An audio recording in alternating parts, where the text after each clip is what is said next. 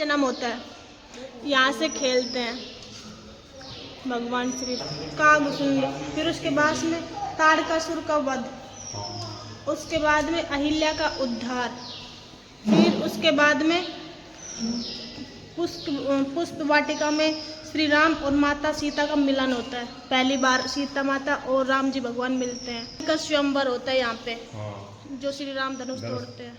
फिर यहाँ पे राम जी और माता सीता का विवाह हो जाता है। फिर कैकई आती है यहाँ पे, मंथरा, कैकई और मंथरा का संवाद, यानी कि आपस में बात कैकई की और मंथरा की।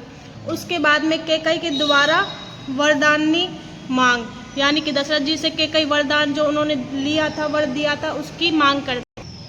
फिर यहाँ पर राम जी भगवान माता की आज्ञा लेके वनवास जाते हैं। इधर में राम जी भगवान दशरथ जी से आज्ञा लेते हैं वनवास जाने के लिए। यहाँ पे 14 वर्ष का वनवास। यहाँ पर श्री राम का निषादन मिलन होता है, यानी कि जो आदिवासी होते हैं उनसे मिलन होता है। जो यहाँ पर केवट होते हैं जो कि नाव के रुपए नहीं लेते, इनके चरण धोते हैं। यहाँ पे भारद्वाज ऋषि जिसके साथ श्री राम जी का सत्संग होता है, वनवास। यहाँ पर राजा दशरथ जी का अंतिम घड़ी यानी कि अंतिम जो पास में होती है। यहाँ पर चित्रकूट में श्री राम और भरत का मिलन होता है। यहाँ पर भरत जी श्री राम जी की पादुका यानी कि उनके पादुचरण लाते हैं और उनकी पूजन करते हैं। यहाँ पर भगवान श्री राम और लक्ष्मण सीता जी वनवास में विचरण करते हैं, घूमते हैं। यहाँ पर राम जी और लक्ष्मण जी के द्वारा कबंध राक्षस का नाश होता है, उनका अंतिम संस्कार करते हैं।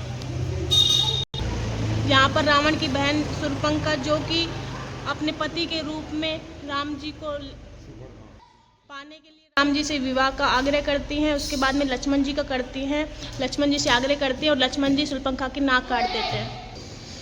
इस जगह पे दर्शाया गया है कि माता सीता कंचन मृग जो होता है, जिसको एक मायावी कंचन मृग बनाया जाता है रावण के द्वारा, उनको देखती है, उनको देख के मोहित होती हैं, उसको दर्शाया गया है। यहाँ पर रावण द्वारा माता सीता का हरण किया जाता है, जो कि साधु वेश में आता है भिक्षा लेने के लिए।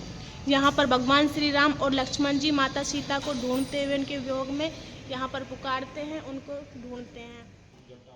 यहाँ पर दर्शाया गया है जटायु द्वारा जो कि सीता जी की रक्षा करते हैं रावण से बचाने के लिए, और उनके प्राण चले जाते हैं।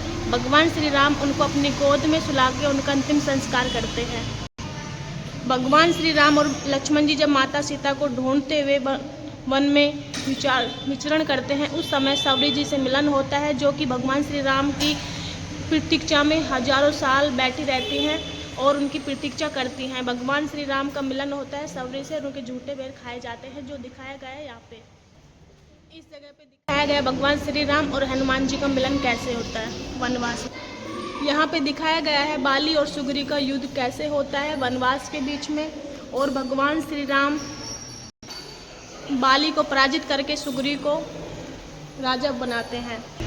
यहाँ पर श्री राम जो कि भगवान श्री हनुमान जी को अपनी अंगूठी देते हैं और माता सीता की खोज में कि जहाँ पर भी माता सीता आपको दिखे तो आप ये अंगूठी दिखा देना और वो पहचान जाएंगे। तो हनुमान जी उनकी आज्ञा लेके माता सीता को खोजने निकलते हैं। यहाँ पे दिखाया गया है कि समुद्र को लांघते यानी कि पार करते हुए हनुमान जी। यहाँ पे बताया गया है कि अशोक वाटिका में माता सीता और रावण का संवाद यानी कि उनकी बातचीत जो होती है उसको दर्शाया गया है। यहाँ पर दिखाया गया है जब रावण हनुमान जी की पूंछ में आग लगा देते हैं, उसके बाद में हनुमान जी लंका का दहन कैसे करते हैं, वो चीज़ यहाँ पे दर्शाई गई है।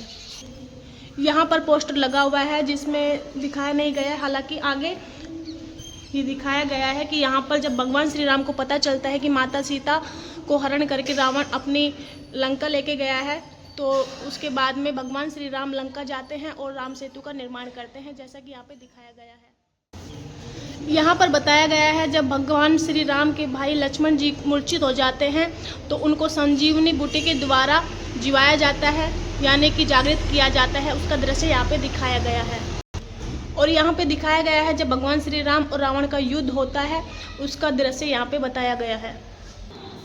यहाँ पर बताया गया है माता सीता जी की अग्नि परीक्षा, जब लंका से लौटते हैं उसके बाद में भगवान श्री राम की आज्ञा से माता सीता की अग्नि परीक्षा होती है, और माता सीता की अग्नि परीक्षा होने के बाद उनको अयोध्या लाया जाता है।